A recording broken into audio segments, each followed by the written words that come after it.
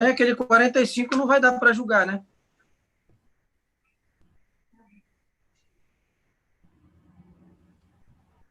É leitura de acórdão. Não, foi ampliação de quórum. Mas já houve, desembargador. Já houve? Foi feito tudo na mesma sessão. Aí o doutor Todeschini só vai lavrar o voto, porque não atingiu o mérito, né?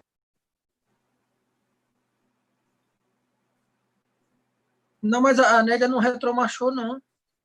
Qual é esse, Ayrton? É aquele do Santa Júlia que dividiu a... Não, mas eu tenho uma leitura de acórdão hoje. É o 45, então, né?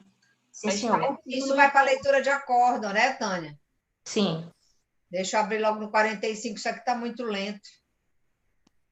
Está ao vivo no YouTube. Já está conectado?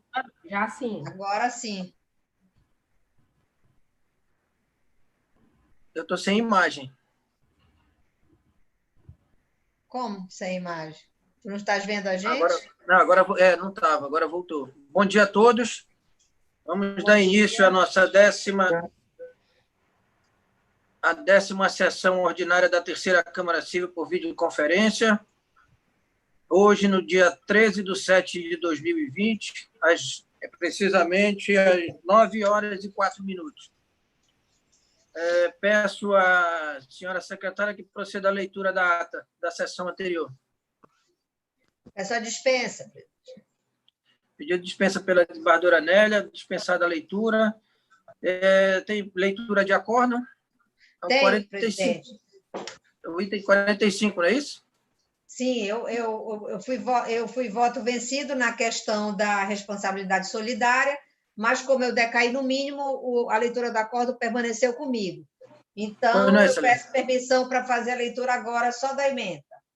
Pois não, com a palavra. O senhor já anunciou o processo? Não, senhora, pode anunciar. Posso anunciar? Então, tá. Por favor. Então, apelação civil número 078788816/2012. Primeiro apelante, também apelado. Os dois apelaram. Luiz de Aquino Gomes da Costa Filho e GEAP, Gestão de Saúde, Hospital Santa Júlia. A emenda ficou da seguinte forma: direito civil, direito consumidor, ação de indenização por danos morais, apelação civil, ilegitimidade passiva do Hospital Santa Júlia não configurada, responsabilidade solidária do hospital e do plano de saúde configurada, falha na prestação do serviço configurada, necessidade de majoração do quanto indenizatório fixado em sentença, princípio da razoabilidade e proporcionalidade, juros moratórios a contar do evento danoso, súmula 54 da STJ. Bom, em tese, a única modificação na emenda foi que foi fixado o dano moral em 20 mil, sendo que ficou para Santa Júlia o valor de 5 mil e a GEAP 15 mil. Foi essa a única mudança. Posso dar como líder assinado, presidente? Pois não, excelência. Então, processo de líder assinado. Processo de líder assinado. Muito obrigado, excelência. Então, passamos agora à nossa pauta. Mas vamos inverter, tendo em vista os processos da desembargadora Nélia, que precisa voltar à corregedoria. Não é isso? Sim. Dando prioridade, então, aos processos da desembargadora Nélia. Tem algum processo com sustentação oral, da desembargadora? O 26 e 27. E o 28? Ah, não. O 28 não vai ter, né? A gente vai aguardar o desembargador Wellington. O desembargador Wellington. Então, só 26 e 27. E o 29 depois. Mas me diga uma coisa, o 28 vai ter outra sustentação oral? Não, senhora, já teve. É só o resultado. Tá bom. Falta o desembargador Wellington retornar com a vista. Isso. Então, é o 26 agora. Sim, senhora. Processo 26 é apelação civil 0619415-65/2019. O apelante é Ana Alzira Torre Ramos e o apelado Instituto Nacional de Seguridade Social, INSS. Há pedido de sustentação oral por parte do do apelante, não é isso? Sim, senhor. Não é isso, Tânia? Sim, senhor. Desembargadora? Sim, então incide a nossa regra, né? Mas antes de. O advogado já está na sala, Tânia? Está entrando, deixa eu ver. Eu só pergunto aos desembargadores que votarão nesse processo. Eles acompanham o meu entendimento? Desembargador João, desembargador Turi? Acompanhe, presidente. Então, podemos perguntar ao advogado, né? Ele já está na sala? Já está na sala. Eu não Ele já estou está, vendo. Tânia? Eu não estou vendo também. Também não. Está na sala, apenas o vídeo dele não tá ligado, mas ele está na sala. É o doutor Leonardo, é? Isso. Ele não está nem com vídeo, nem com áudio. É. Agora está entrando. Excelência, desculpe. Já está, Tânia? O meu processo é o número 43 de pauta da Petrobras Distribuidora. Não é então o... não é esse. Exato, não é esse. Está na sala. Leonardo Oliveira dos Santos. Campos. Não está nem com vídeo, nem com áudio. Campos. Agora está entrando. Pronto, excelência. Eu acho que é um engano. Eu sou o Leonardo Nunes Campos. Outro Leonardo. Da Petrobras Distribuidora. Doutora Tânia, ele é o único Leonardo que tem na sala. É Leonardo Oliveira dos Santos. Deixa eu ver. Vou tirar ele da sala. Tá.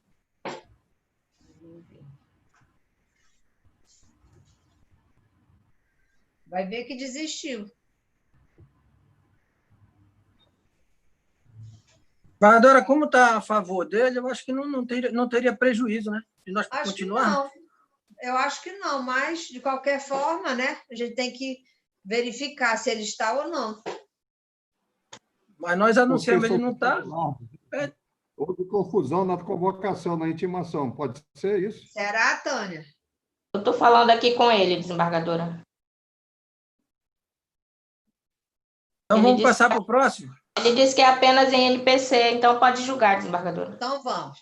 Bom, já que a votação é unânime, posso ler só a emenda, desembargador Ayrton? Pois não, excelência. Então, direito previdenciário, ação acidentária, apelação civil, correção monetária, benefício previdenciário, precedentes STF e STJ, apelação conhecida e provida. É como voto, senhor presidente? Pois não, excelência, como os demais já votaram, proclamo o resultado da apelação civil conhecida e provida. O próximo processo, excelência, é o 27, o item 27 da pauta.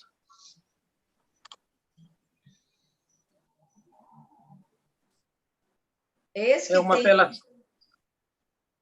uma apelação civil 060, anuncia o processo 060-86-0650-2018. O apelante é Antônio Vital Marinho Filho, a apelada é Maria do Carmo Silva. A relatora é de desembargadora Anélia, há pedido de sustentação oral. Passo a palavra à desembargadora Anélia. Se eu não me engano, aí as duas partes pediram sustentação oral, então, no caso, vai ter que ter, né? Sim. Já estão na sala? Os advogados já estão aí? Jaqueline, doutor Luiz Gonzaga e doutor Frank.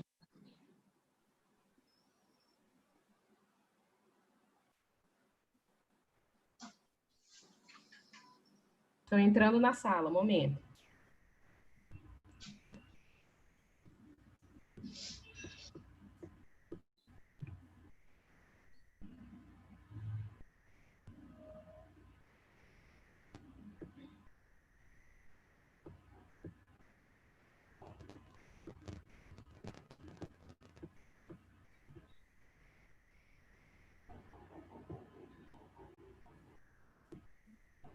Doutora Tânia, Luiz Gonzaga e Frank.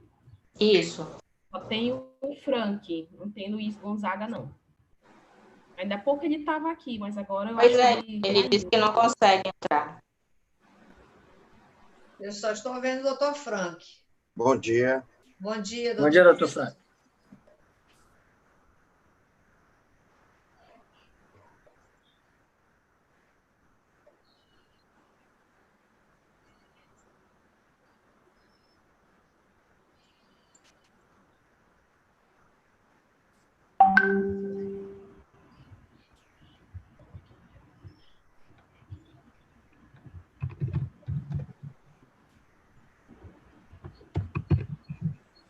Ele não está com falta para liberar, Jaqueline. Um momento, que eu vou verificar aqui, se ele está aqui.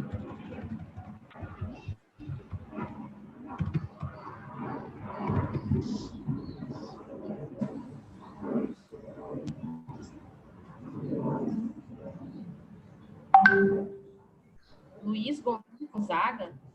Não vejo ele aqui, não. Eu mandei para ti a mensagem que ele mandou. Mas aí é um problema de conexão dele, né? Eu não tenho o que fazer. Ele diz que está aguardando a host liberar. Não, ele não está na sala. O advogado Luiz Gonzaga não está na sala de espera. Ele não está na sala de espera. Pergunta se ele está com o nome dele mesmo, porque tem aqui JBS Serviços. Não sei se é ele. Mas Luiz Gonzaga não tem nenhum advogado na sala de espera com o nome Luiz Gonzaga.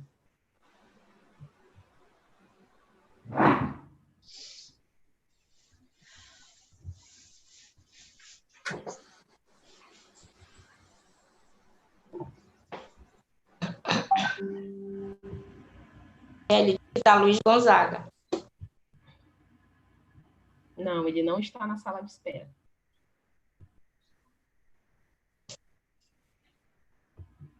Então, desembargador, como a gente faz? Começa? Não tem como. Se ele requerer, foi definido, e é problema técnico, ele está tentando. Aí é problema técnico, ele não tem culpa. Deixa eu ver aqui.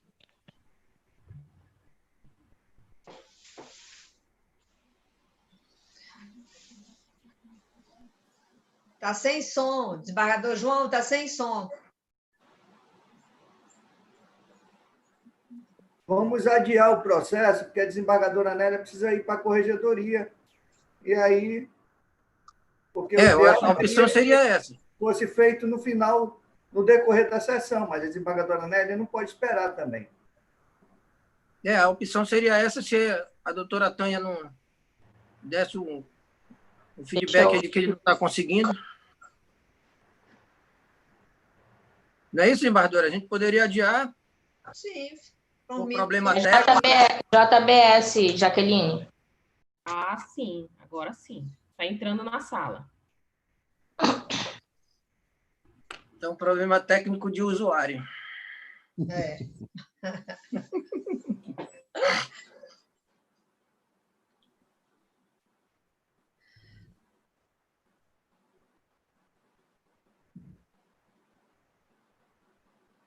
Já? Já está na sala. Mas a gente não consegue visualizar. Mas ele já está na sala. Diz para ele liberar o áudio e o vídeo. Doutor Luiz Gonzaga, bom dia. Ele está sem áudio. E sem vídeo, né? É.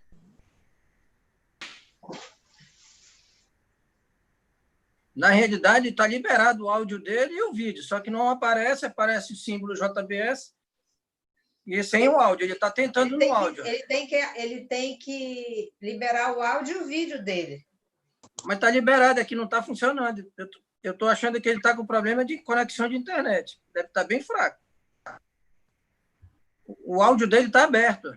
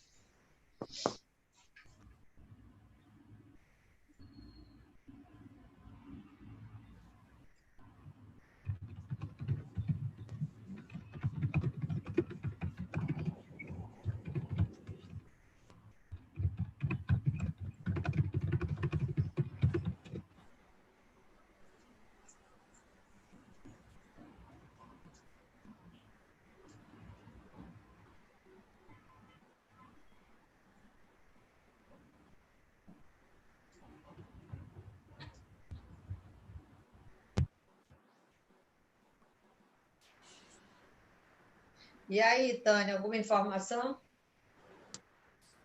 Ele diz que não está conseguindo. Tá, então ele insiste na sustentação ou a gente adia? O que é? Verifica aí com ele. Eu acho melhor adiar, né? É melhor adiar. É, para evitar prejuízo.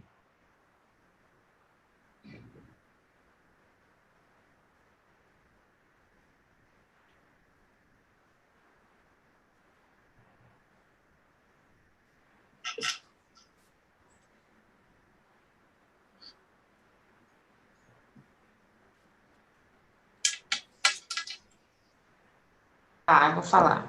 Tá. Ele pediu para adiar, ele disse que ele não está conseguindo, desembargador. Então, presidente, com a palavra. Muito obrigado, Excelência. Então, está adiado o processo, o item número 27, por problemas técnicos com o advogado, fica adiado para a próxima sessão. O próximo processo, desembargador, é o 28, mas depende do desembargador Wellington. Excelência, então, me despeço aqui, desejando um bom trabalho a todos. Doutor Franco, muito obrigado. Também. Bom dia para o senhor. O 28 vai aguardar, o desembargador Wellington. E o outro que é o desembargador João? Qual 29. 29. Esse pode ter o julgamento? O desembargador Pascarelli já votou, divergente. Tem nos autos o voto dele. Sim, tem.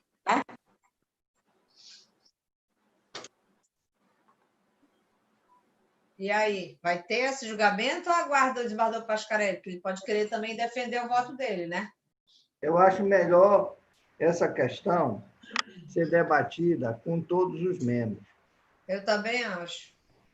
E nós temos adotado isso. Quando tem a divergência, a gente sempre respeita a ausência do colega e adia, né? Porque ele pode querer defender o ponto de vista dele, né? Ok. Então fica adiado? Então, fica adiado o item 29 também, a apelação civil 061-61-2712 de 2019.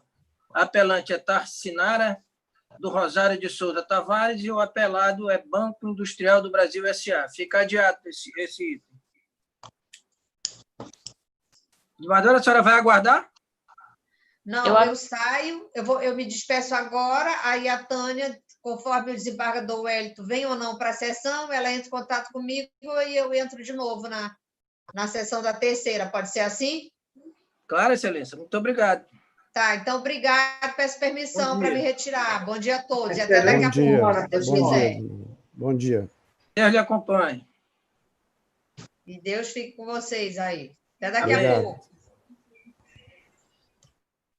Então, vamos seguindo a nossa pauta. Então, é melhor a gente fazer o julgamento em bloco primeiro? Isso, tem que adiar. Fazer primeiro os adiamentos, né? Isso. Então, doutora Tânia, faça o adiamento, anuncie os processos que vão ser adiados, tendo em vista sustentação oral, que a minha relação aqui já não bate mais. Só faça anunciar, por favor, então, os processos que vão ser adiados em decorrência do pedido de sustentação oral. Por favor. Sim. É o item 1, é o 062-7380-31-2018, apelante Alcimar Almeida Sena, apelado Hospital Santa Júlia. O item 2, 400-1016-35-2020, agravante o Estado do Amazonas, agravado Divonei Peraza de Souza. E o restante, desembargador, são a partir do item 4, são todos da relatoria do desembargador Pascarelli, que está ausente. Aí serão adiados. Então, tá. Então, obrigado. Então, ficam adiados também os processos do desembargador Pascarelli, que está ausente com a sua ausência justificada. É do item 42...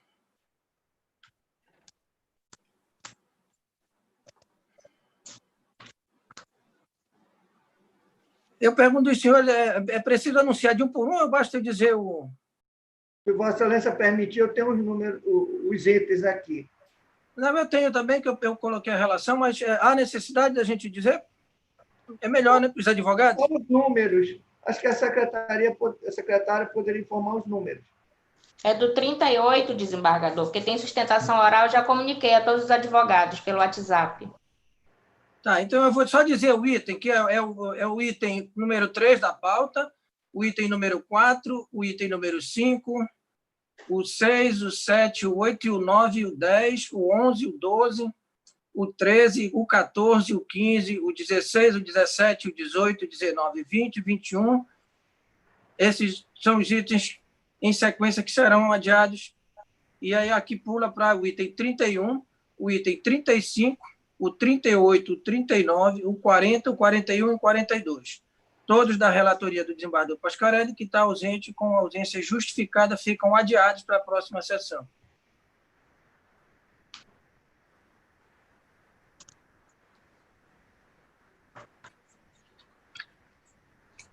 Então, agora eu vou adiar. Não, já foram todos adiados, não é isso, doutora? Já. Então, vamos para o julgamento em bloco? Ou a gente faz a sustentação oral primeiro? Pergunta aos colegas.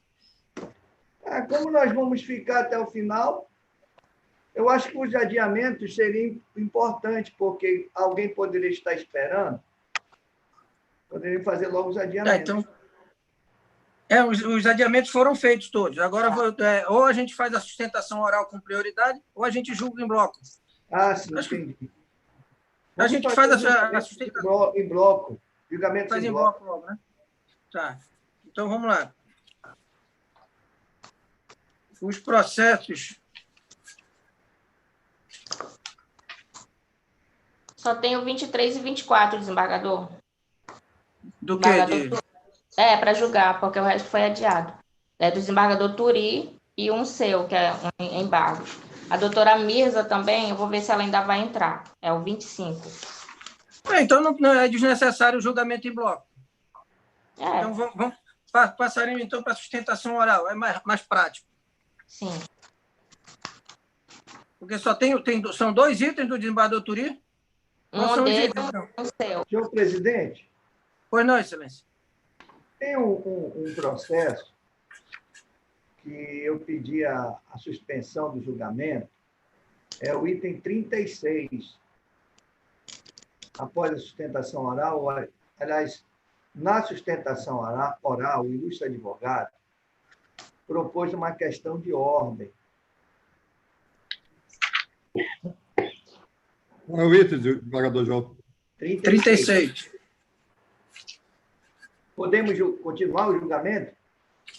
Podemos, vai na sequência. Hein? Vai na Mas sequência. ele não fez a sustentação oral, ele só levantou uma questão de ordem. E ele está aguardando. Começa do 32. Vai dar para nós continuarmos o julgamento? Dá. O desembargador Pascarelli estava impedido. Então tá certo. Aí começa do desembargador Ayrton, o item 32.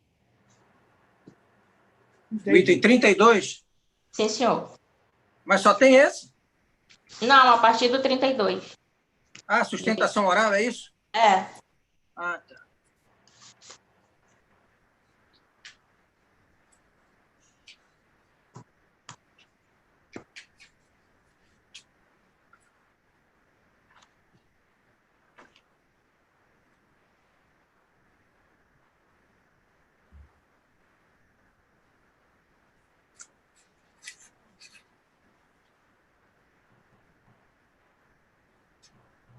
O advogado já está na sala? É a doutora Ilana Jaqueline. Bom, qual é o item? 32, é? Sim. 32. Está entrando na sala.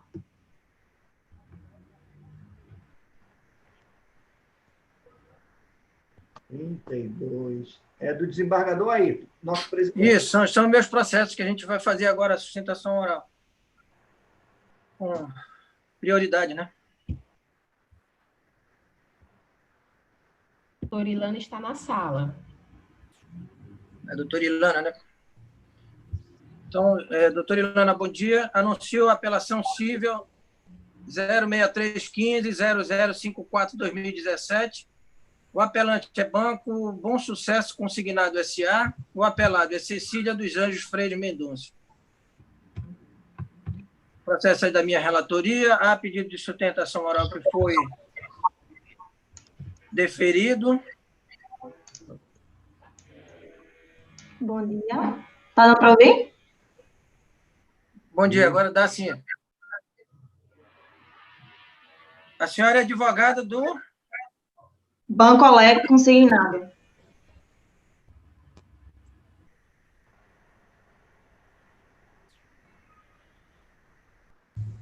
Então, Excelência, a senhora, por favor, a senhora tem até 15 minutos para fazer a sustentação oral, mas antes, por favor, a senhora diga o seu nome e sua OAB para que fique consignado. Com a palavra, Excelência. Ilana, Tainara, Naki Santana, Veiga.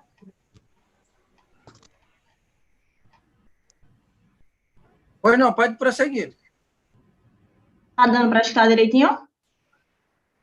Está um pouco picotado, mas a gente está entendendo. OAB. Certo. OAB 46 173. Pois não, pode prosseguir. A senhora tem até 15 minutos para fazer a sua sustentação. Certo. Apenas para contextualizar o caso, trata-se de um processo onde a parte apelada, ela alegou, em sede inicial, ter recebido descontos em seu benefício decorrentes de um contrato de um empréstimo consignado, quando, na verdade, era um cartão de crédito consignado. Na sentença de mérito, em primeira instância, apesar das provas trazidas pelo banco, houve a condenação do banco sobre a alegação de que o banco teria induzido a parte autora a erro na contratação de um cartão de crédito consignado vestido de uma roupagem de empréstimo. Nesse momento, Excelências, eu queria me ater à tese principal da nossa defesa, que é a prejudicial de mérito de prescrição, que foi levantada em contestação, foi ratificada também em sede de apelação, mas que até o momento ela não foi acolhida. Conforme as provas trazidas, inclusive pela própria parte autora nos autos, mais especificamente nas folhas de número 16, a gente encontra o contra-cheque da parte autora, onde está datado de janeiro de 2012. E tem a nomenclatura do Olé Bom Sucesso Cartão, a respeito dos descontos que estavam sendo realizados no contra-cheque dela. Além disso, a gente tem também o contrato de cartão de crédito, que existe a nomenclatura específica que trata-se de um contrato de cartão de crédito, que foi, inclusive, assinada pela própria parte autora. Ela não nega que assinou o contrato. Ela diz que acreditava ser um empréstimo consignado. Além disso, Excelência, durante esses 6 anos, o banco enviava as faturas para a residência da parte autora, onde existe a nomenclatura que, de fato, o contrato realizado entre as partes era um contrato de cartão de crédito consignado. Então, nesse momento, a gente percebe que, durante esses 6 anos, a parte autora ela tinha ciência de que se tratava de um cartão de crédito consignado. E ela apenas ingressou com a ação em 2018. Então, aqui a gente ocorre a prescrição trienal, nos termos do artigo 487, inciso 2 do Código de Processo Civil, mas que também, se esse não for entendimento da Câmara, que seja aplicado ao menos a prescrição quinquenal, já que já se passaram 6 anos, conforme o artigo 27 do Código de Defesa do Consumidor. Superando essa questão da prejudicial de mérito de prescrição, a gente passa ao entendimento da modalidade da operação que foi realizada. Sendo bem objetivo aqui, Excelências, o banco, no curso do processo, tomou todos os cuidados para acostar as provas de que a parte autora ela tinha o conhecimento do contrato de cartão de crédito, qual seja, até pelo extrato do contra-cheque que foi acostado pela própria parte autora, que está datado de 2012, tem a nomenclatura que trata-se de um cartão de crédito consignado. Pelas faturas que foram enviadas à residência da parte autora, que também existia, conforme eu já mencionei aqui, a nomenclatura de contrato de cartão de crédito, e também pelo próprio cartão que foi assinado pela parte autora com a sua própria anuência. Então, a gente vê que o banco ele se cercou de todos os cuidados necessários no momento da celebração desse contrato. E, por fim, Excelências, eu finalizo essa sustentação requerendo que seja afastada qualquer condenação ao banco apelante diante da prescrição existente, bem como pela total ausência de legalidade na celebração desse contrato. Se esse ainda não for entendimento da Câmara, que seja ao menos retirada a repetição de indébito, uma vez que não foi demonstrada nenhuma má-fé por parte da instituição financeira. Ultrapassado isso, o banco ele também vem requerer que seja reduzido o valor do dano moral, sob pena de se constatar um enriquecimento ilícito da parte apelada. Sendo assim, excelências, encerro a presente sustentação. Obrigada a todos. Muito obrigado, doutora. Então, eu passo ao julgamento do processo e faço primeiro o julgamento da preliminar, que a decisão ficou da seguinte forma. Apesar de a pretensão declaratória de nulidade contratual ser imprescritível, os efeitos pecuniários se sujeitam à prescrição quinquenal, segundo o artigo 27 do CDC. Além disso, por se tratar de uma obrigação de trato sucessivo, aqui no caso do processo, a prescrição renova-se a cada desconto considerado indevido. Com esses fundamentos, eu indefiro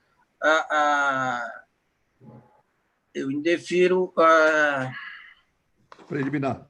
a alegada preliminar. Pois não, De eu acordo. acompanho. Pergunto se todos concordam, se há alguma divergência. De acordo. Doutor João, desembargador João.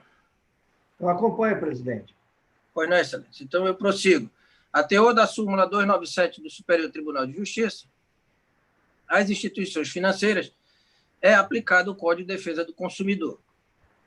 O item 3, a inversão do ônus da prova, está patente no Código de Defesa do Consumidor, o qual tem como um de seus fundamentos a hipossuficiência do consumidor, não somente no âmbito econômico, mas também no jurídico e no técnico, uma vez que raras vezes o consumidor possui todos os dados caracterizadores de seu direito.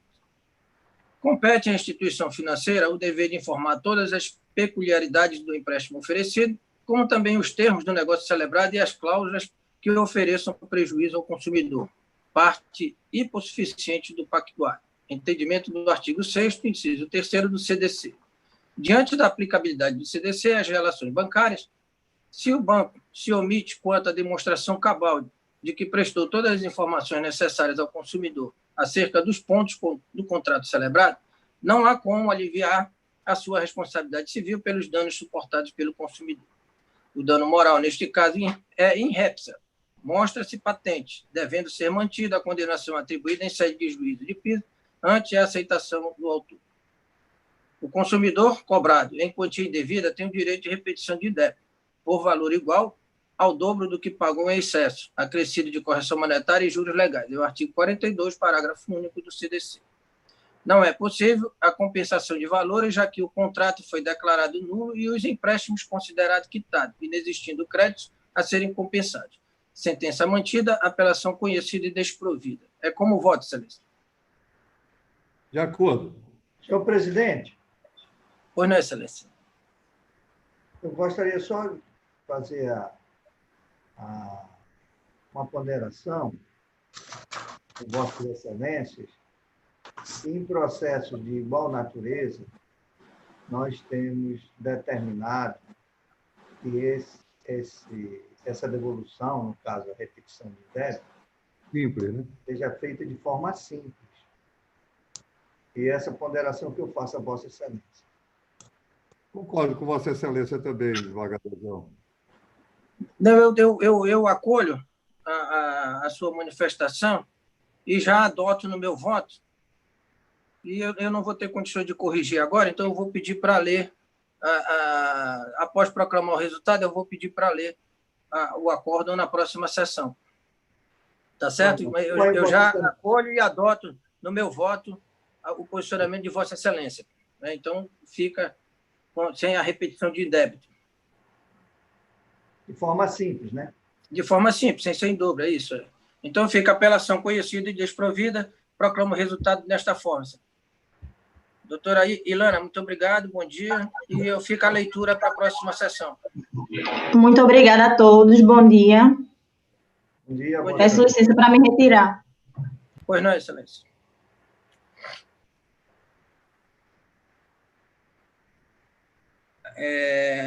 Anuncio agora o processo 33 da pauta.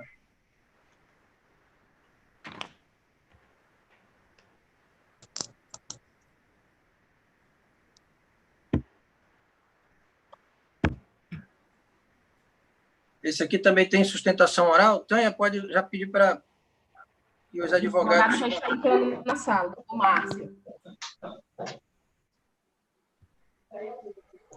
É das duas partes, né? É só do Banco Industrial. É o 33 e 34, mas não é em bloco, tá?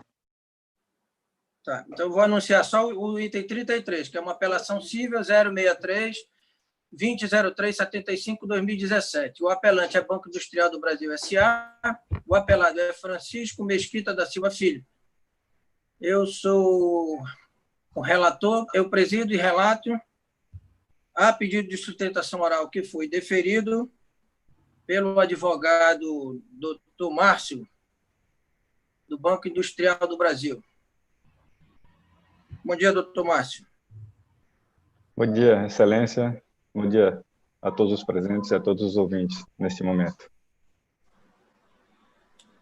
Excelência, Vossa Excelência tem 15 minutos, até 15 minutos para proferir a sua sustentação oral, mas antes, por favor, diga o seu nome e a OAB para que fique consignado.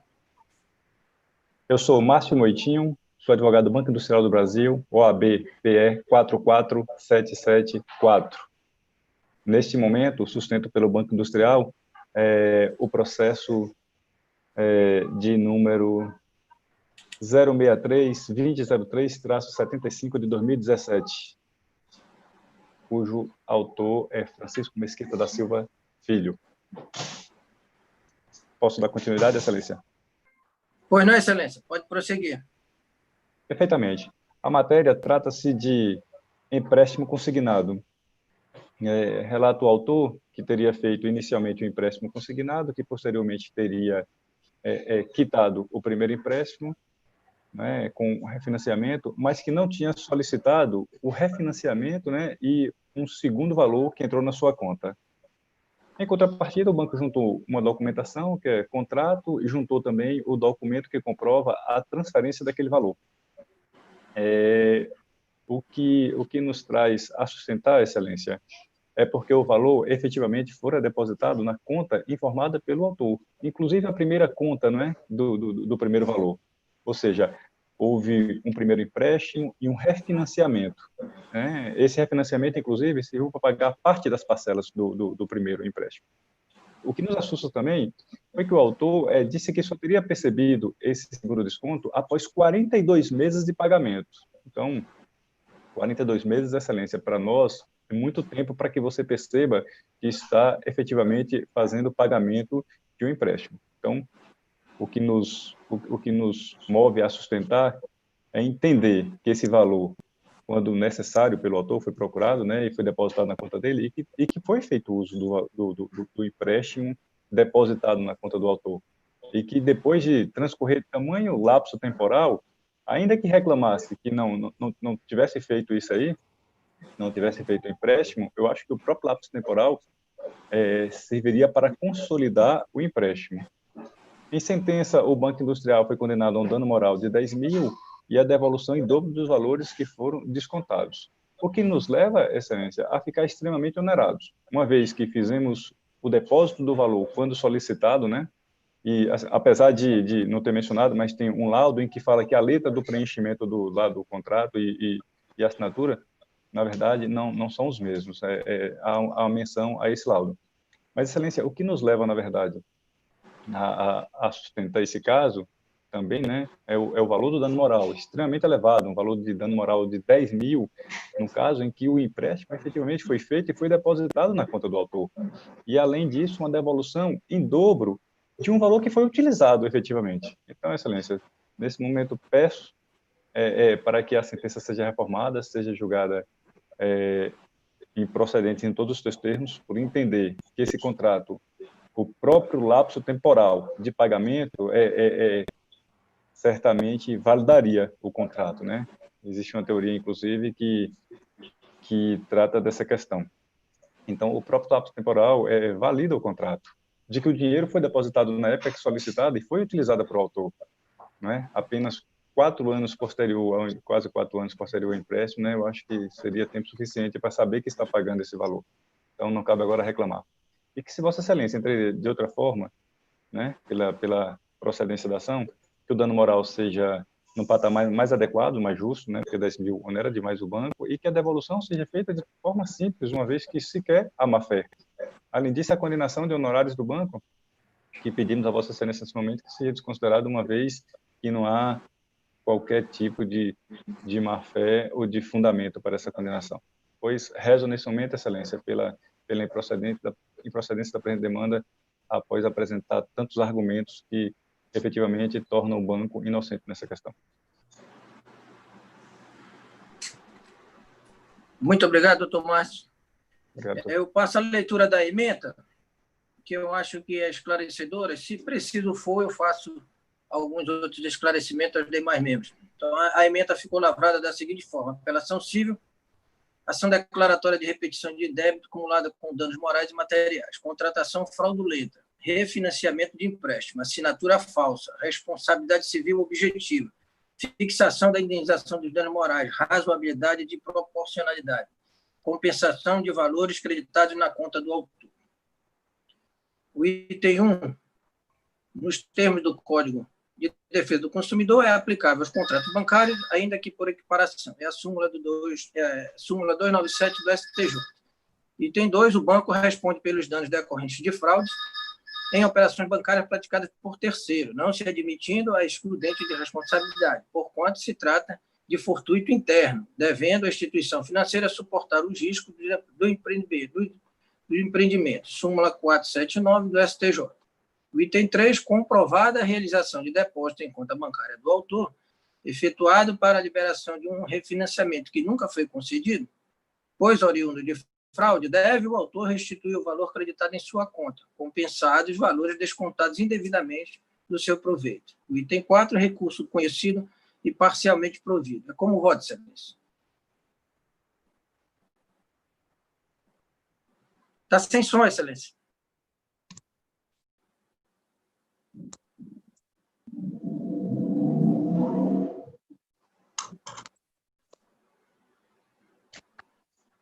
Bom, retorno. Então, senhor presidente, o ilustre advogado, em sua sustentação oral, informou que o cliente dele está sendo condenado à devolução em dobro.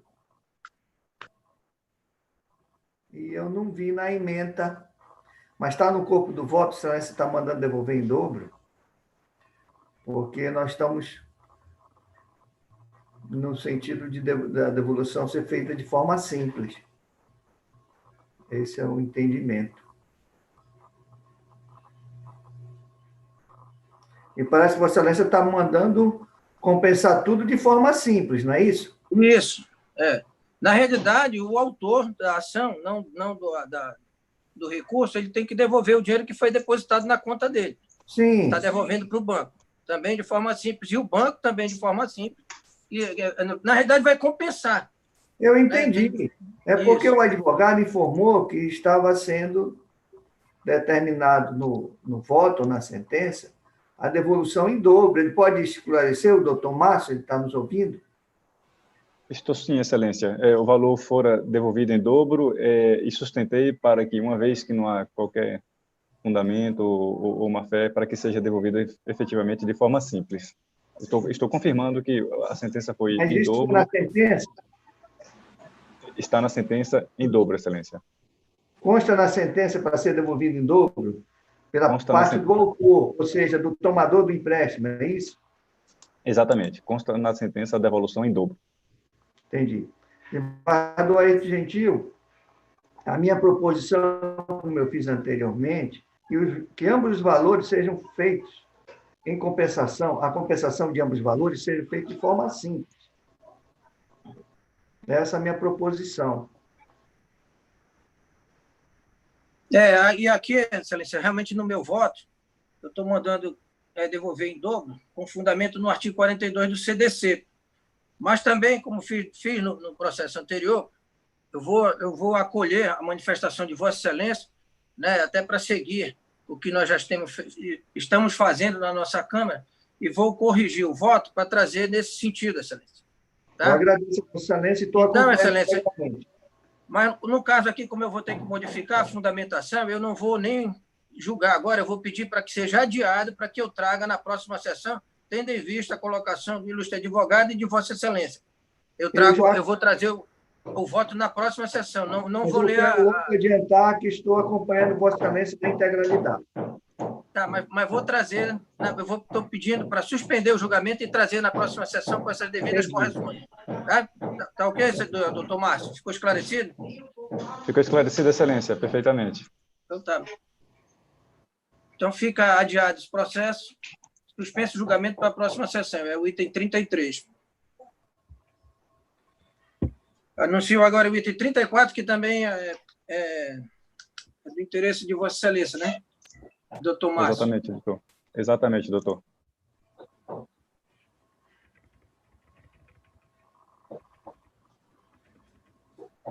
Então, anuncio o processo apelação civil, é o item 34 da pauta, a apelação civil 061648341-2018. O apelante é Aida Moreno de Melo, o apelado Banco Industrial do Brasil S.A. Eu presido e sou relator. Há pedido de sustentação oral, que foi deferido. Doutor Márcio, então, Vossa Excelência tem 15 minutos, até 15 minutos, para fazer a sua sustentação oral, em favor do seu cliente. Mas antes, por favor, diga seu nome e a OAB para que fique consignado. Bom dia novamente a todos. Eu sou Márcio Moitinho, OAB PE 44774, sou advogado do Banco Industrial do Brasil. Sustento nesse momento o processo de número 0616483-41 de 2018, parte contrária Aida Moreno de Melo, e trata-se de uma sentença da juíza, a doutora Lia Maria Guedes de Freitas.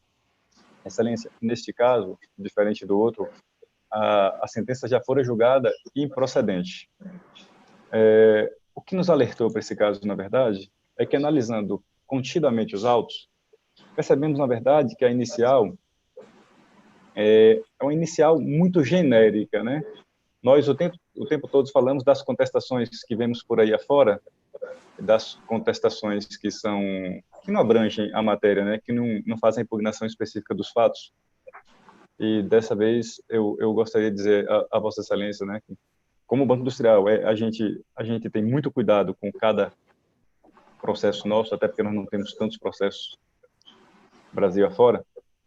Nós temos o trabalho de analisarmos cada contrato, cada valor, cada cliente nosso. Percebemos nesse caso uma inicial, por exemplo, que sequer menciona valores que foram... Né, o autor pega uma inicial padrão, que aquela inicial serve para qualquer parte do estado do Amazonas, Excelência. Basta colocar o nome da parte e a inicial serve para essa matéria de cartão de crédito. Porque não traz em si, sequer detidamente, o valor que fora contratado, como a parte autora ali sustenta a título de empréstimo, se for realmente feito, quantas parcelas foram descontadas, é muito genérica. Mas, enfim, analisamos contidamente e trouxemos da contestação o que fez com que a doutora Lia Freitas julgasse improcedente. Doutor, vimos nesse caso que a parte fala que teria feito apenas, né, tomado conhecimento posteriormente que era um cartão de crédito. Então, trouxemos uma robusta documentação em que a doutora Lia menciona na sentença dela, e ela faz uma sentença bem contida, assim, analisando cada documentação, né, e dizendo de cada documento que nós trouxemos. Então, ela coloca que, nas páginas 198 a 206, o réu custou aos autos uma mídia e uma planilha de projeção de amortização. De fato, Excelência, essa é uma mídia de aproximadamente 7 segundos, em que a autora, a senhora Aida, ela nos liga e fala assim, olha, eu estou com os 2 cartões do Banco Industrial, porque ela tinha um cartão anterior, e em seguida chegou o outro cartão, que é aquela questão da troca do cartão pela validade, aquela coisa toda, né? Então, eu estou ligando para desbloquear o meu segundo cartão, é o cartão com o final tal, enfim. Queria saber quanto é o limite desse cartão, e aí, né? ela vai discorrendo a respeito disso aí. Ela diz, olha, esse cartão, inclusive, como aqui na minha casa tem uma certa dificuldade para chegar ao cartão, eu estou indo pegar sempre minhas documentações lá na sede do Banco Industrial, porque o Banco Industrial tem uma sede aí em Manaus. Antigamente ficava na Rua 15 e agora fica lá no Milênio, né? Então ela falou assim, olha, eu sempre vou pegar o cartão lá, enfim, né? E assim é que chegam lá. Mas dessa vez eu estou querendo fornecer o endereço da minha irmã para que meu cartão chegue lá e saber do saldo e tal, enfim, e quero desbloquear e quero que a senha chegue aqui. Então, assim, e falou de limite, é uma mídia bem contida e que a juíza, ouvindo, ela entendeu realmente que ali havia toda a solicitação de um cartão de crédito, que a parte autora não poderia reclamar de um empréstimo, porque efetivamente a matéria tratou-se tão somente de cartão de crédito consignado. Mas ela ainda adentra na questão, no mérito da questão, e ela fala assim, e além da mídia que foi trazida, os outros documentos também trazidos aos autos fazem a comprovação, o Banco Industrial traz a comprovação de que realmente a matéria tratada foi só um cartão de crédito. E, por fim, ela chancela a operação quando ela fala assim, e a autora deixa de ter razão quando utiliza o cartão de crédito para fazer saques, ou seja, o cartão de crédito foi utilizado nos terminais de bancos para saques, né? Então, a juíza fez uma análise bem contida, entendeu que aí havia toda a informação necessária de cartão de crédito, que o banco não se omitiu em qualquer momento, né? Então, cumpriu todos os requisitos do Código de Defesa do Consumidor e do Código Civil. A autora, inclusive, a senhora Ida tinha empréstimo normal, empréstimo de consignado com o Banco Industrial, ela tem as duas modalidades, ela tem o empréstimo consignado e ela tem o cartão de crédito consignado, então, assim, ela tem contratos que são completamente diferentes na sua razão.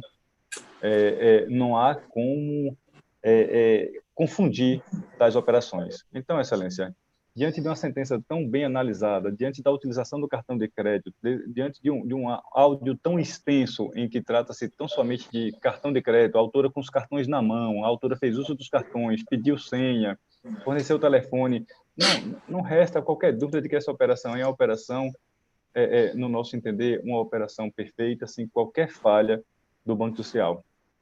Por isso, nesse momento, Vossa Excelência, eu venho pedir a Vossa Excelência a manutenção dessa sentença de improcedente, por entender que o Banco Industrial trouxe aos autos toda a comprovação necessária de um cartão de crédito, que houve utilização efetiva do cartão de crédito e que o banco ainda adicionou com informações pelo telefone, pela nossa central de cartão de crédito consignado, que é um número que vem no próprio cartão de crédito consignado. A autora utilizou a numeração do banco que vem no próprio cartão de crédito. Então, Excelência, eu peço a manutenção dessa sentença em todos os seus termos, não é? E, se Vossa Excelência permitir, ainda faço o requerimento, a parte autora fora condenada em honorários no teor de 10%. Eu faço requerimento a Vossa Excelência para que se aumente, né, 10%. Há um pedido de litigância de má-fé que a juíza deixou de condenar naquele momento, porque ela entendeu que não havia litigância de má-fé. Mas eu reafirmo esse pedido de litigância de má-fé, Excelência, uma vez que há uma prova tão robusta nesse processo e áudio tão robusto e uma comunicação tão profunda, as informações todas aí. Então, realmente, litiga de má-fé nesse caso efetivo. Eu faço esse requerimento. Se Vossa Excelência, porventura, entender de maneira diferente para modificar essa sentença, que seja num patamar de dano moral adequado, que haja compensação dos valores, dano material de forma simples. Mas insisto mesmo na improcedência por entender que é uma documentação bem robusta dessa matéria. E assim eu termino minha sustentação e fica à disposição de Vossas Excelências para qualquer dúvida. Doutor Márcio, muito obrigado. Senhores desembargadores, eu vou pedir eu vou suspender esse julgamento para trazer na próxima sessão, tendo em vista algumas colocações que o doutor Márcio fez, e eu vou reexaminar alguns pontos do meu voto e trago na próxima sessão. Então, julgamento suspenso, que deve com prosseguimento para a próxima sessão. Muito obrigado, doutor Márcio. Bom dia. Obrigado. É uma alegria ver Vossas Excelências mais uma vez e desejo que todos permaneçam com saúde. Muito obrigado. Bom dia. Também, muita saúde. Um abraço.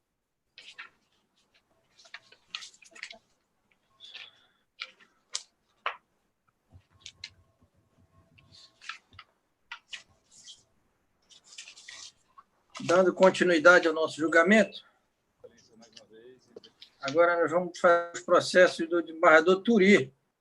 Desembargador João, é o 36. Desembargador João, desculpa.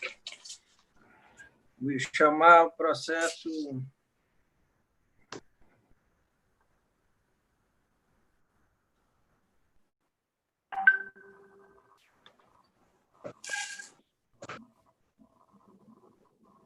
Continuação do julgamento, né? Esse 36. É a continuidade, sim. Para nós examinarmos questão de ordem. O advogado já está na sala? Ah, já está aqui. Bom dia, doutor Renan. Bom Então, dia, eu anuncio o processo, item 36 da pauta. É a apelação civil 061389129/2015. Parte apelante é JG Construções e Transporte Limitada. A parte apelada é Janison Ribeiro da Costa e Arlete Costa Moutinho. O relator é o desembargador João de Jesus Abdala Simões. E é continuação de julgamento, que já houve sustentação oral. O desembargador pediu para que houvesse... Não houve sustentação oral. Vossa Excelência só fez uma questão de... Obrigado pela correção. Houve uma alegação de questão de ordem que o desembargador relator pediu para que examinasse e trouxesse nessa sessão. Então, com a palavra, desembargador João. Pois não, eu gostaria... O doutor Renan... Bom dia, Vossa Excelência, doutor Renan. Bom dia, Excelência. Informasse novamente o nome completo e o número da OAB para ficar registrado. Para fins de registro, Renan de Melo Rosas Luna, OAB AM, número 14253. Doutor Renan, também para registro. Vossa Excelência está sustentando em nome de que parte? JG Construções e Transportes Limitada, apelante e apelada. Muito bem. Então, senhor presidente, examinando a questão de ordem trazida, que se refere a respeito da ilegitimidade de parte. Não é isso, doutor Renan? Perdão, Excelência, não se trata de legitimidade, é violação ao artigo 10, ante ao reconhecimento da ilegitimidade passiva de ofício pelo juízo. O cerne é o artigo 10. Sim, Excelência. Vossa Excelência está alegando que seria uma decisão surpresa. Exatamente. Não esclarecer se houve ou não decisão a respeito de legitimidade de parte, não é isso? Perfeitamente, Excelência. Então, nesse sentido, questão de ordem, Vossa, por isso que eu estou, para que evite-se dúvida. Então, está esclarecido. Perfeito.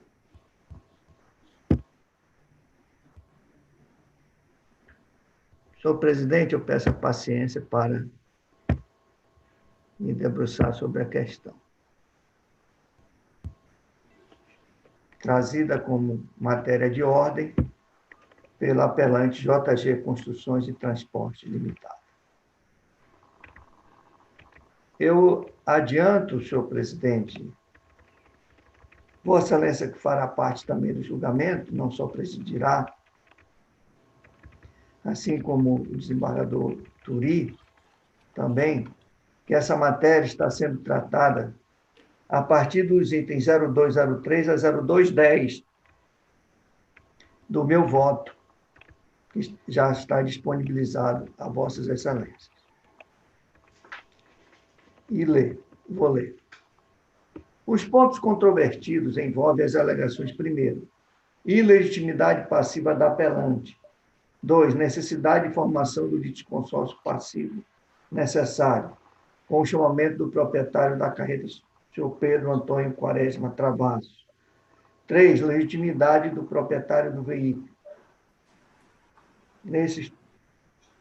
E, adentrando a questão do mérito, a negligência na manutenção do veículo pelo proprietário. Compulsando detidamente os autos, constata-se inquestionavelmente a legitimidade da empresa apelante, pois ela terceirizava os serviços de transporte. conforme termo de audiência, folha 426/427. Ademais, o senhor José Amaral Pedro dos Santos, condutor do veículo que vitimou o filho dos autores, o caminhão trator de placa JW 0172, encontrava-se prestando serviço à empresa JG Logística por ocasião do acidente. Em depoimento, o senhor José Amaral Pedro dos Santos, motorista, está aqui o depoimento no qual ele informa que prestava serviço, era quem conduzia o veículo, e continuo mais adiante. No caso, os depoimentos colhidos encontram-se respaldados pela presença da logomarca da empresa apelante no veículo, bem como pelos recibos encontrados no seu interior na ocasião do acidente, folhas 41/43. Com efeito, a empresa contratante do serviço de transporte responde solidariamente pelos danos causados a terceiros, no caso em que o veículo causador do dano estava a seu serviço, uma vez que possui interesse econômico na realização da atividade. Neste sentido, eu estou trazendo jurisprudência da nossa Corte Cidadã, Superior Tribunal de Justiça, no resto 1.282.069 do Rio de Janeiro, que diz exatamente o seguinte, abre aspas. Diante da existência de interesse econômico no serviço, consistente no lucro decorrente da entrega dos produtos a seus destinatários, é que surge, em regra, a responsabilidade solidária entre a tomadora e a empresa de transporte de cargas, devendo ambas responder perante terceiros no caso de acidente ocorrido durante o deslocamento da mercadoria. Fechar. Tem outros no mesmo sentido, que está lançado no voto. Então, senhor presidente, senhor desembargador Turi, eu estou esclarecendo que a empresa apelante, ora defendida em sustentação oral pelo ilustre advogado, é parte legítima, não há questão surpresa, é matéria em debate desde o início da demanda, e eu estou mantendo essa questão relativa à legitimidade passiva e, portanto, em questão de ordem, eu estou esclarecendo que a empresa apelante é parte legítima e decidindo a questão de ordem nesse sentido, senhor presidente, que coloco em votação. Excelência, por favor, uma questão de ordem quanto a... Não, agora está em votação, doutor. Um momento. Erro de fato. Só um minuto. Doutor Renan, só um minutinho, por favor. Só um minuto, por favor, que começou a votação. Vossa Excelência só pode se manifestar se for autorizado, por favor. Então, senhor relator, desembargador João, eu estou julgando o processo dessa mesma causa, só com um requerente diferente. Então, diante disso, para que não haja decisão conflitante, eu vou pedir vista desses autos, inclusive agora na preliminar, para que eu examine em conjunto com que eu sou o relator, a fim de que eu não tome decisão conflitante. Tá certo? Então, eu já peço vista. Pois não.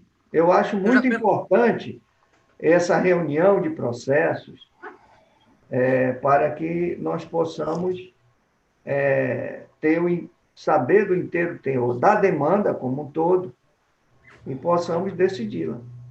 Isso. Então, por conta disso, eu já peço até agora, antes de avançar no julgamento, eu já peço vista para que eu possa também examinar essas causas que nós estamos julgando agora, a fim de que eu não traga decisão conflitante. Tá certo? Então, eu já peço vista e... Mas, doutor Igor, alguma manifestação? Nenhuma, por enquanto. Então, Excelência, fica suspenso já o julgamento com vista para que eu possa examinar e trago na próxima sessão. Tá ok, doutor Renato? Vossa Excelência, compreendeu? Compreendi, Excelência. Então tá.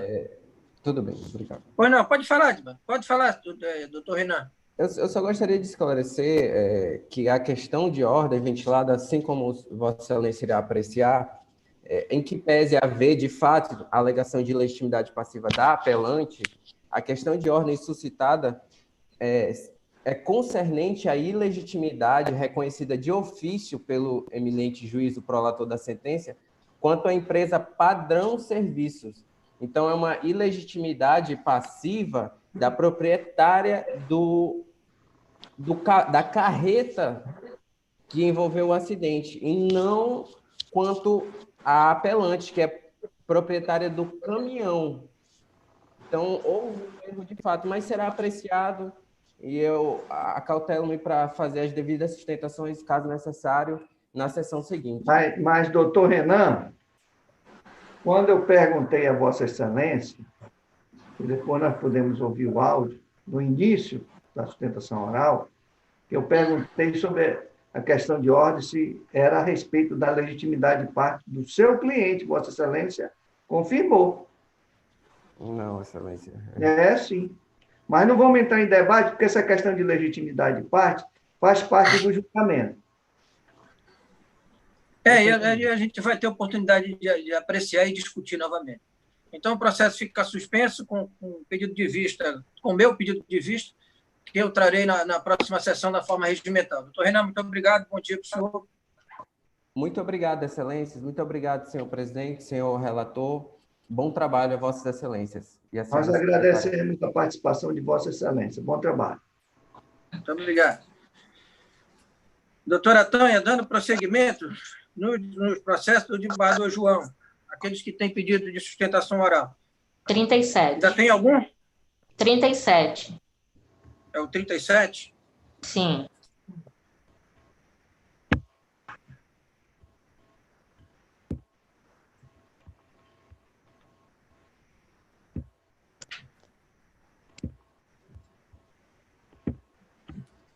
Então, eu anuncio o processo do item 37, é uma apelação cível, 064-197892, 2015, o apelante é a Amazonas Distribuidora de Energia S.A. e a parte apelada é Nerci Maria Coelho Fernandes, representado pelo curador.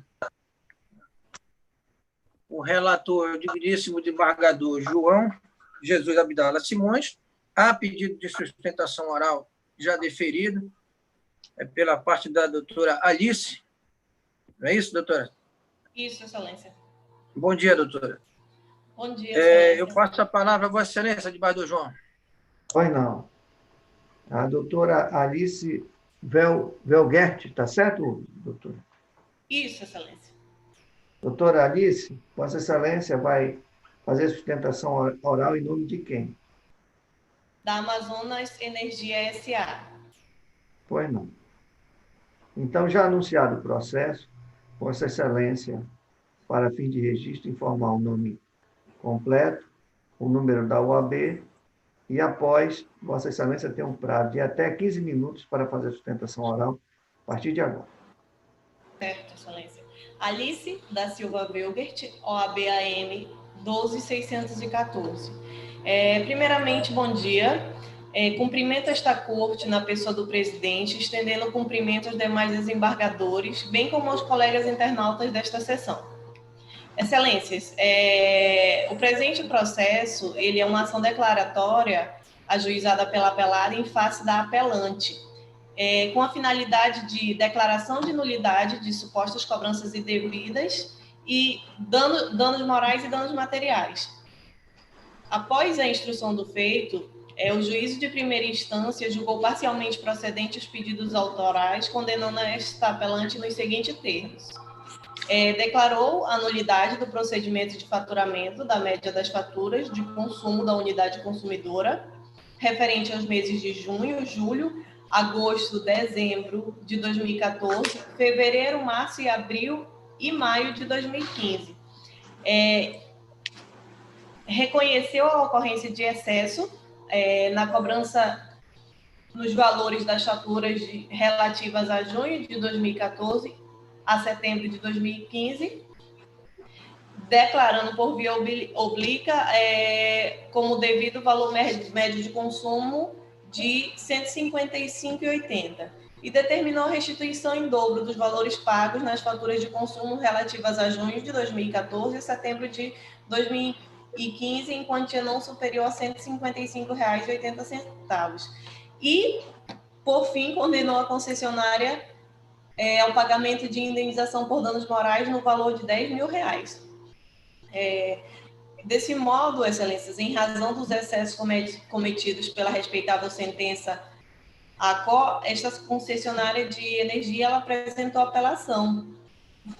Em síntese, ficou demonstrado que o pedido da autora ele consiste na mera oscilação dos valores das faturas, já que os débitos supracitados destoam das faturas de abril e maio de 2014, cuja média é de R$ 150,80.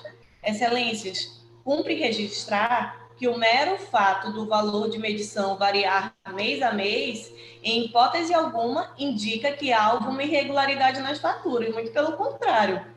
E, sobretudo, em se tratando de uma residência na qual, como asseverado pela própria apelada, as folhas 155, está sempre ocupada por pessoas o dia inteiro, tem-se que este núcleo familiar consome energia elétrica continuamente. Portanto, com a máxima vênia, diante do erro injudicando da respeitável sentença recorrida, requer a Amazonas Energia a reforma da sentença para que os pedidos da apelada sejam julgados totalmente improcedentes. Ademais, excelências, por esta mesma lógica, o dano moral ele é infundado, já que o aumento de consumo pela parte requerente e a cobrança da devida contraprestação não enseja o dano, já que estamos aqui diante de um exercício regular de direito, ou seja, a contraprestação do serviço disponibilizado.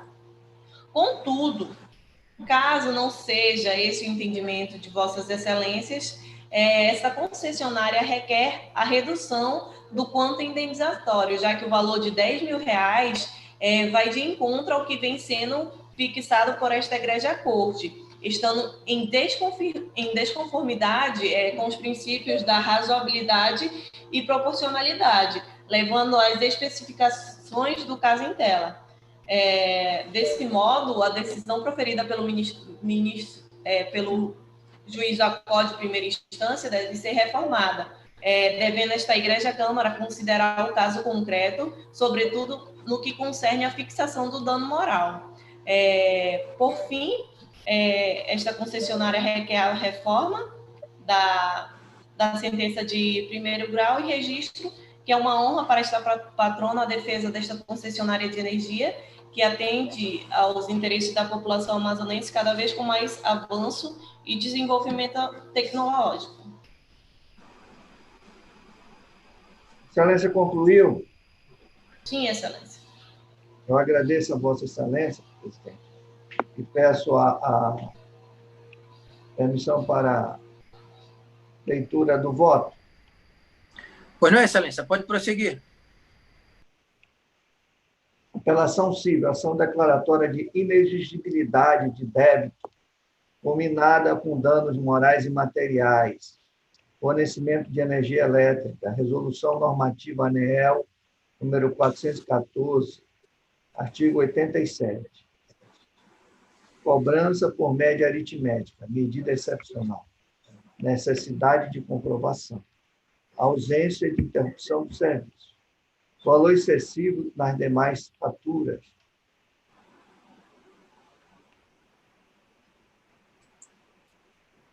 acúmulo de consumo que não se justifica, recálculo do valor dos débitos, observância da média de consumo da unidade consumidora, dano moral não configurado, recurso parcialmente provido. No item 1 da emenda, digo o seguinte: embora a cobrança do faturamento de energia elétrica por média aritmética seja a medida prevista no artigo 87, na resolução normativa ANEEL número 414/2010, esse impedimento de acesso à unidade consumidora deve ser devidamente comprovado sob pena de ser considerada irregular a cobrança realizada, como no caso dos autos. Item 2 na emenda. No que tange às demais faturas, evidencia-se que a apelante não obteve êxito em demonstrar que o consumo registrado nas faturas do período especificado representam, efetivamente, o consumo de energia da unidade residencial da requerente, especialmente porque se constata que os valores das faturas se diferenciam em muito da média de consumo da altura hora apelada.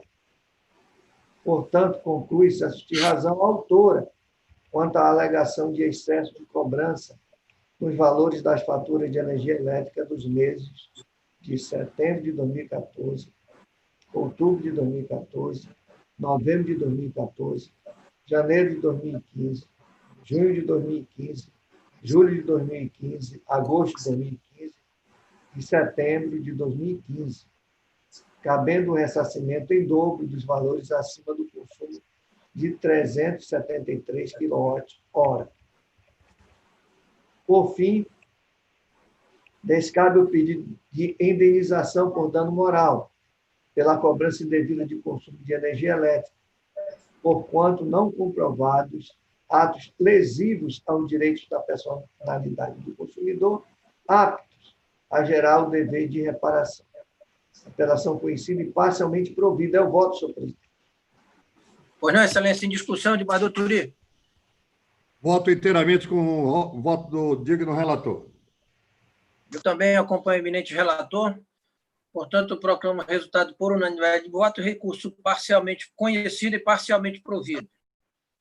Pois não, eu quero agradecer a doutora Alice pela participação. Obrigado, doutora Alice. Bom dia.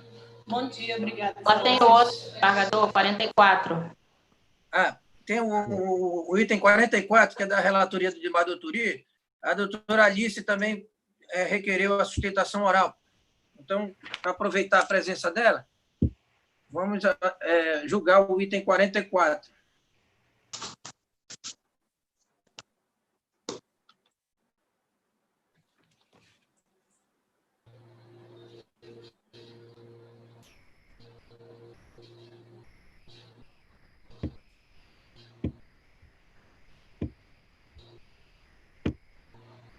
Anuncio o processo do item 44, apelação civil número 023701116/2008. O apelante é Amazonas Distribuidora de Energia S.A., o apelado é Francisco Helder de Oliveira Peixoto. O relator é o desembargador Aristóteles Lima Turi. Há pedido de sustentação oral que foi deferido. A doutora Alice já se encontra na sala. Passo a palavra ao eminente relator, desembargador Turi. Eu gostaria de saber se a douta advogada no relatório. Dispensa o relatório? Dispensa, excelência. Ok. Então, a senhora tem 15 minutos para fazer a sua sustentação oral. Naturalmente que deverá anunciar o vosso nome e a sua OAB para a questão de consignação. Certo, excelência. Obrigada. Alice da Silva Velgert, OAB-AM 12614.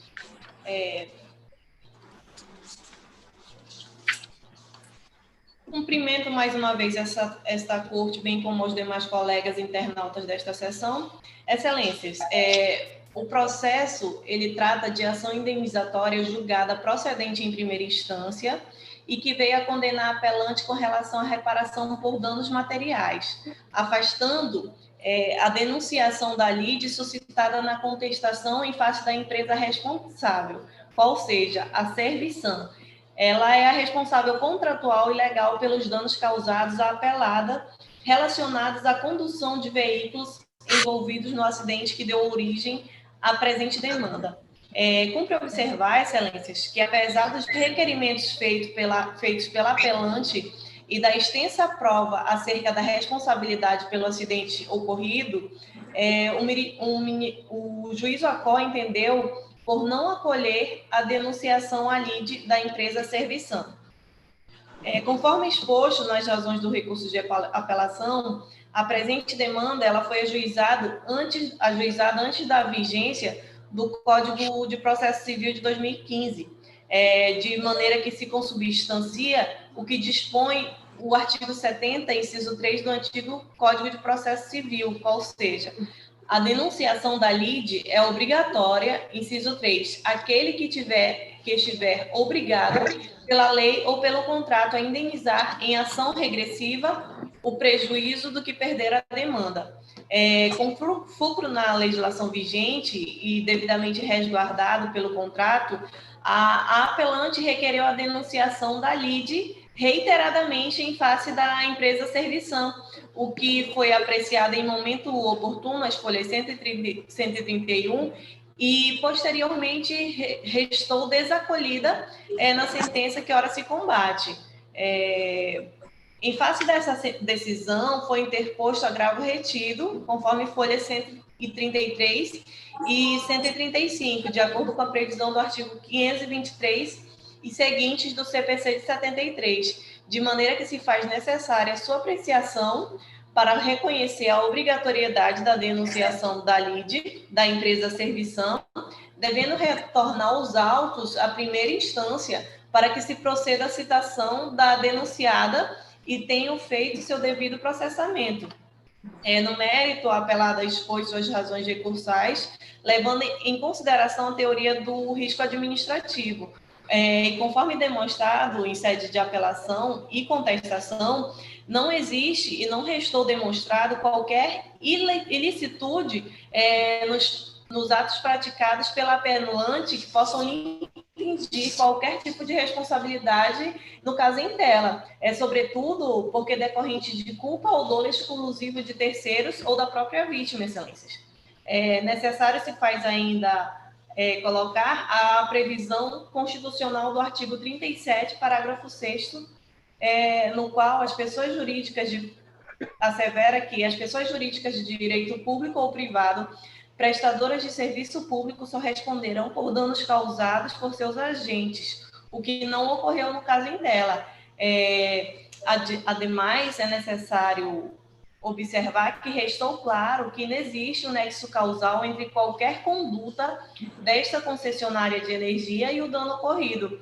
E no que tange ao valor fixado a título de reparação de danos materiais, a referida quantia ela é absurda, posto que equivale ao triplo do valor de mercado do bem, se mostrando excessivo e oneroso, de maneira que a condenação para pagamento de danos materiais deve se atentar aos princípios da razoabilidade e proporcionalidade, a fim de coibir o enriquecimento ilícito da parte. Assim, excelências, a incongruência da decisão proferida não pode prevalecer ou subsistir, devendo este egrégio tribunal preliminarmente julgar o agravo retido para deferir a denunciação da lide em face da empresa Serviçam, de modo que a respeitável sentença deve ser anulada, excelências. Obrigado. Passo ao voto. Finge-se a insurgência da apelante em sede de agravo retido pela decisão de julgamento antecipado da lide em detrimento do pedido de denunciação à lide e produção de prova. De início, cumpre esclarecer que o agravo retido, que ora se aprecia preliminarmente, foi interposto na vigência do artigo do CPC de 73, cuja espécie recursal foi extinta com a vigência do CPC de 2015.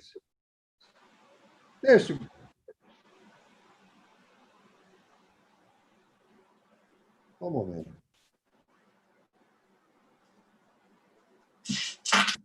Deste modo, passa-se a examinar a matéria do agravo, ou seja, a denunciação à lide e cerceamento de defesa.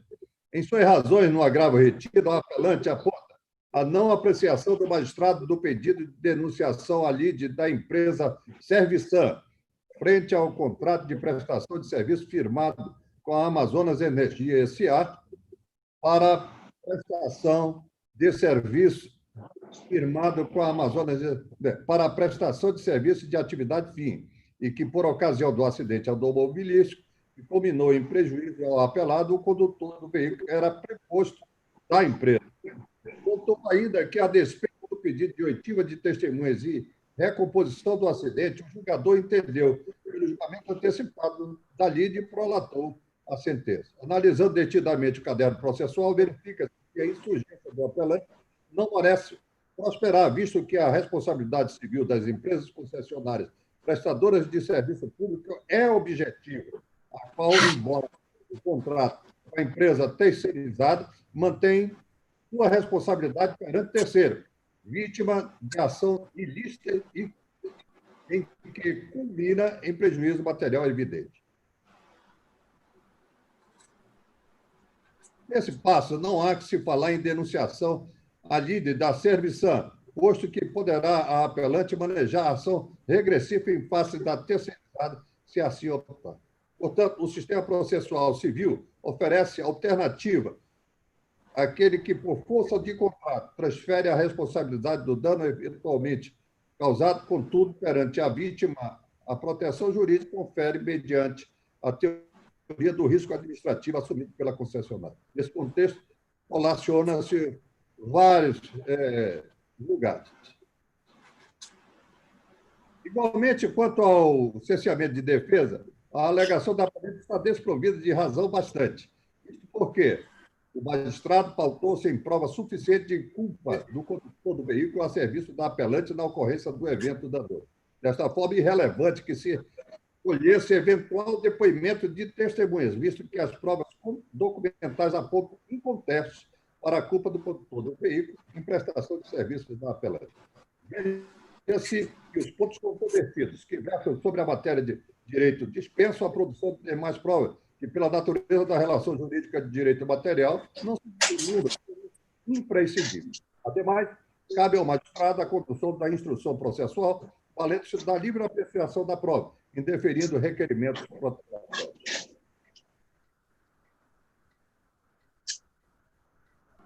No mérito, o apelo rebate a condenação em danos materiais, entendendo ser insuficiente a prova em que o magistrado.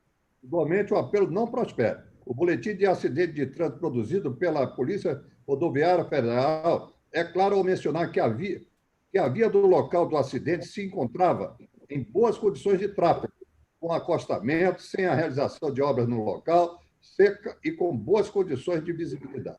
Assim como o PROCRI, da dinâmica do acidente confeccionado pela PRF, com base nos depoimentos de ambos os condutores envolvidos e testemunhas do ocorrido, informam que o condutor do veículo de propriedade da apelante deu causa ao acidente.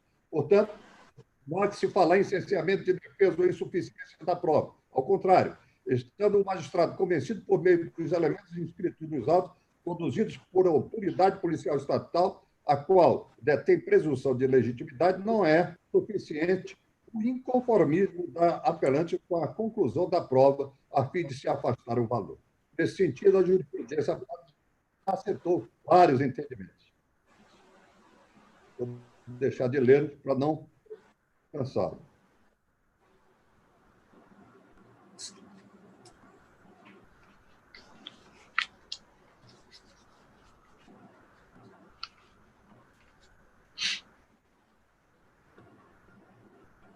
Ante exposto, firme nas razões acima elencadas, conheço o recurso para, na preliminar do agravo retido, negar provimento e, no mérito da apelação, igualmente negar provimento, mantendo-se a sentença verba gastada e condenação em danos materiais em seus termos. Majore-se os honorários advocatícios em 15% sobre o valor da condenação nos termos do artigo 85, parágrafos 2º e 11 do CPC. É como vota, Excelência. Pois não, Excelência. Então, processo em discussão. Embaixador João. Eu acompanho integralmente o voto do ilustre relator. Eu também ouvi atentamente a sustentação oral e o voto do eminente relator e acompanho na integralidade o voto do eminente relator, então proclamo o resultado, portanto, o recurso conhecido e desprovido de acordo com o voto do eminente relator por unanimidade de voto. Eu agradeço. Doutora Alice, agora sim, muito obrigado, Excelência. Doutora Alice, muito obrigado, bom dia. Bom dia, peço licença para me retirar. Pois não, Excelência.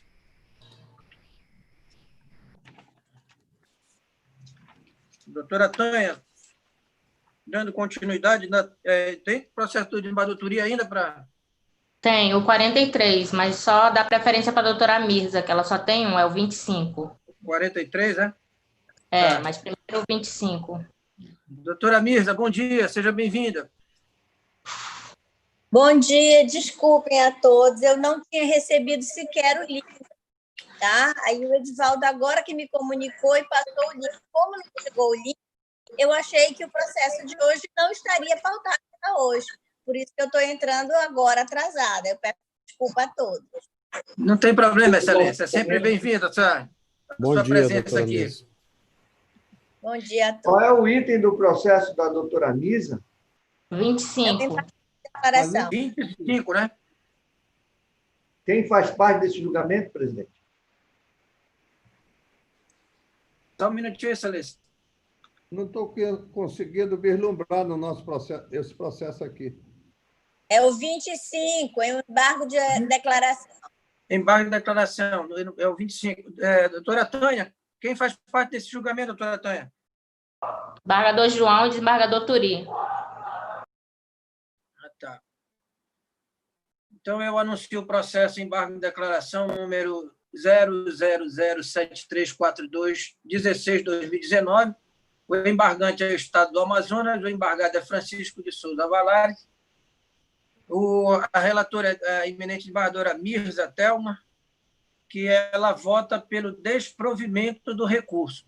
Não é isso, doutora? Isso sim, é verdade. Alguma divergência do desembargador João e do desembargador Turi? Não. Estou acompanhando integralmente o voto da ilustre relatora. Acompanha a ilustre relatora também. Então, proclamo o resultado. Recurso conhecido e desprovido de acordo com o voto da eminente relatora. Por unanimidade de voto. Só tem esse, doutora Mirza?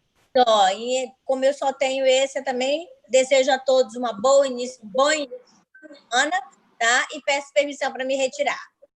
Pois não, Excelência. Permissão concedida. Muito obrigado. Excelência também.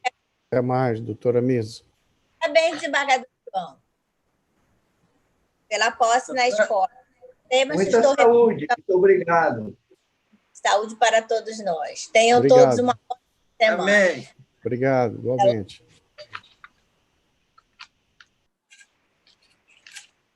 Bom, o processo agora do desembargador Turino, é isso? Tem o 43, né? Isso. Doutor Leonardo Jaqueline.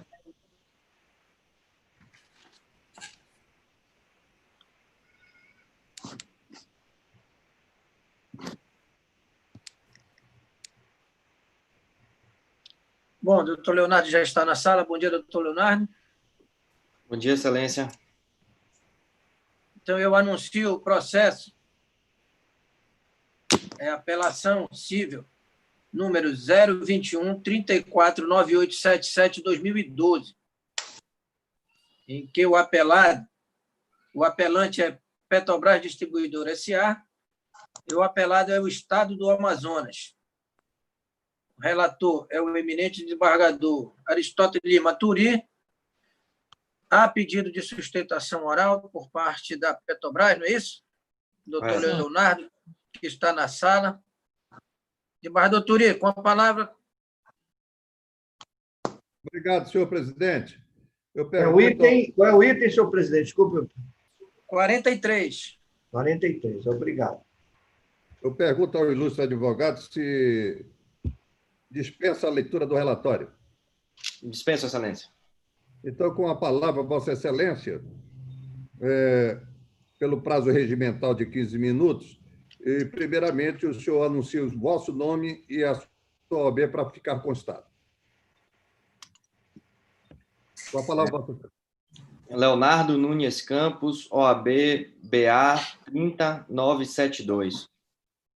Excelência, eu quero começar cumprimentando a corte, o ilustríssimo presidente o nobre relator, os demais excelentíssimos desembargadores, o ilustríssimo procurador presente na sessão, os demais funcionários, secretário doutora Tânia, sempre muito atenciosa com os advogados. Bem, o caso em questão, ele é oriundo de um lançamento administrativo de ICMS. O que aconteceu, basicamente, na situação? Toda mercadoria, quando chega no estado do Amazonas, ela precisa passar por um processo de desembaraço para poder ser validada, né? E a legislação prevê que, se não ocorrer esse desembaraço, deve haver aí a não consideração dos créditos da aquisição dessas mercadorias. Elas são consideradas inidôneas.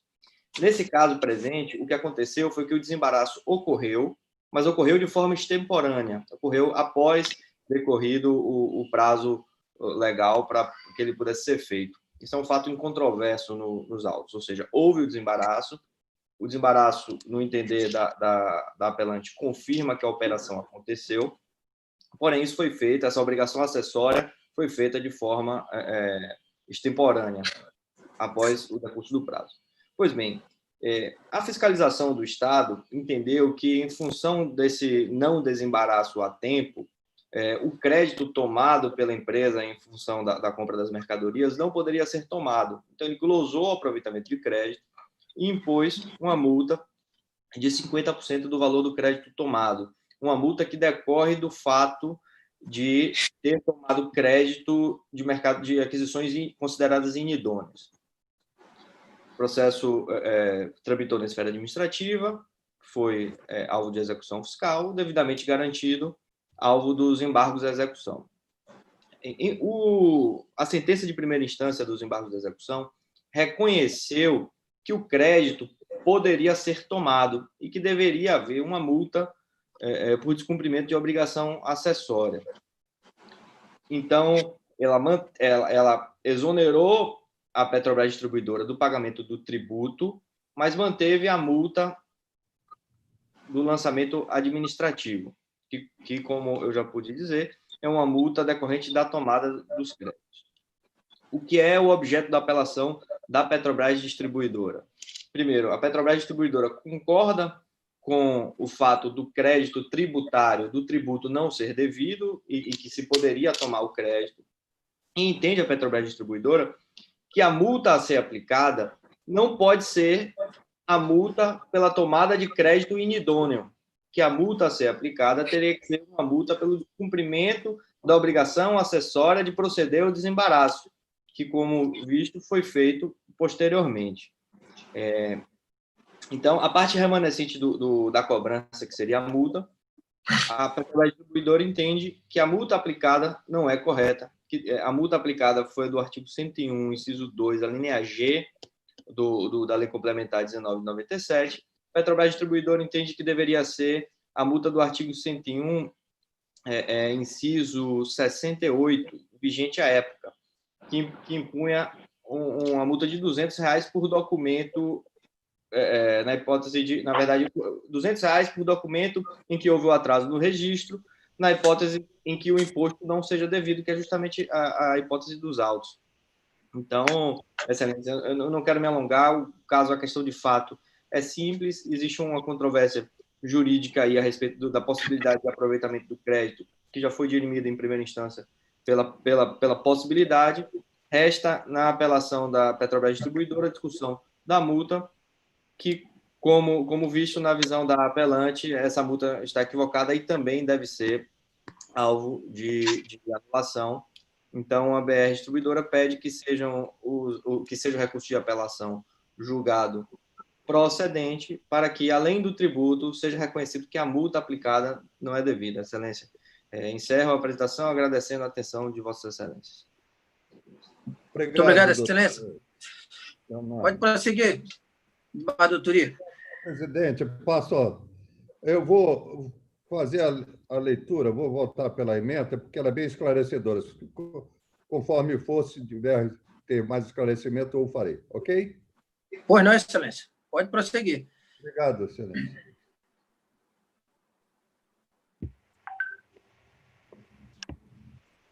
Apelação cíveis, direito tributário, ICMS, créditos, apropriação, Documento inidôneo, desembaraço extemporâneo.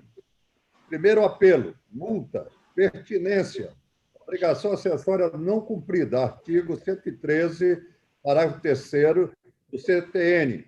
Segundo apelo, aproveitamento fundamentado em documento inidôneo. Posterior, regularização. Súmula 509 do STJ. Operação realizada. Boa-fé. Crédito devido. Reformatio in pede. Ocorrência. Honorários afastados. Primeiro apelo conhecido e desprovido. E a segunda apelo conhecido e parcialmente provido. Muito embora o juízo de primeiro grau tenha reconhecido a insubsistência do auto de infração lavrado no que atire ao crédito tributário apropriado, a multa aplicada deve permanecer, tendo em vista a flagrante inobservância de obrigação acessória, ou seja, o desembaraço das notas apresentadas, conforme confessado pela Petrobras Distribuidora S.A., convertendo-se desse modo em obrigação principal, no que tange à penalidade aplicada, conforme disciplina o artigo 113, parágrafo 3º do Código Tributário Nacional. O Superior Tribunal de Justiça, quanto da edição da súmula 509, firmou entendimento no sentido de que, abro aspas, é lícito ao comerciante de boa-fé aproveitar o descrédito de ICMS decorrente de nota fiscal posteriormente declarada inidônea, quando demonstrada a veracidade da compra e venda, fecho aspas, sendo esta a situação posta nos autos. A fixação de honorários em desfavor da Fazenda Pública no julgamento de embargo de declaração, por ela oposto, com o intuito de ver tal verba arbitrada em seu favor, implica em reformar o impede, razão pela qual deve ser afastado. Primeiro apelo, conhecido e desprovido. Segundo apelo, conhecido e parcialmente provido. É como voto. Pois não, Excelência. Discussão de desembargador João Simões. Senhor presidente, eu ouvi e já tinha lido o voto de Sua Excelência, o relator. É uma matéria um pouco complexa, mas o ilustre relator explicou muito bem a demanda em seu voto. Portanto, eu estou acompanhando integralmente. Pois não, Excelência, eu também acompanho integralmente o voto do eminente relator. Portanto, eu proclamo o resultado por unanimidade de voto, o primeiro apelo conhecido e desprovido, e o segundo apelo conhecido e parcialmente provido, de acordo com o voto do eminente relator. Doutor Leonardo, muito obrigado. Bom dia. Obrigado, Excelência. Pois não, Excelência. Obrigado. Participação do doutor Leonardo.